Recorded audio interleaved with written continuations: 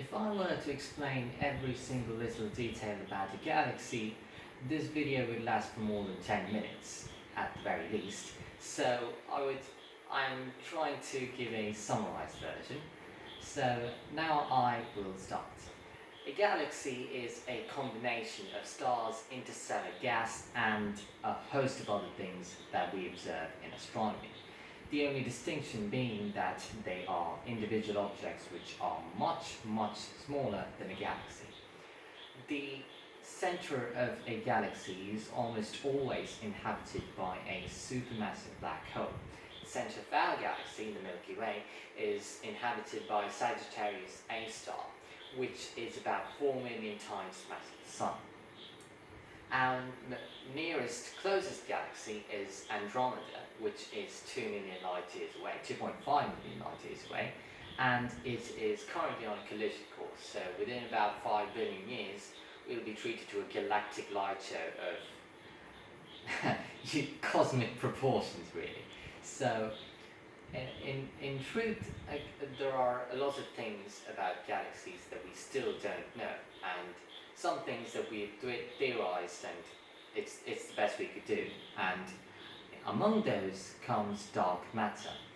All the interstellar gas and stars and other astronomical bodies like smaller black holes and neutron stars, and the list goes on, all of these things should not have actually stayed within a black hole's gravitational influence.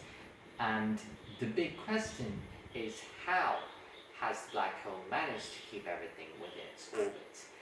The best we could come up with was an explanation that there was unseen mass or extra gravity of some kind that is affecting everything in orbit around the black hole. And that is what dark matter is. Dark matter itself is another theory entirely, and we haven't really been able to study it. It's supposedly not observable, meaning that you can't observe it with light.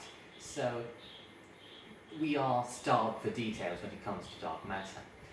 Then there are then the final thing that in this overly summarized version I can tell is that all galaxies except for some like Andromeda and the Milky Way are always moving apart from each other at an accelerated rate.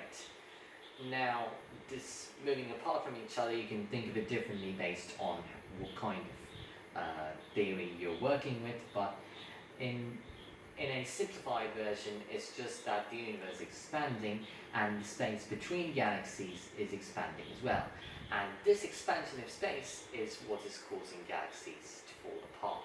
I mean, move apart, but there are even further theories which would explain my wording.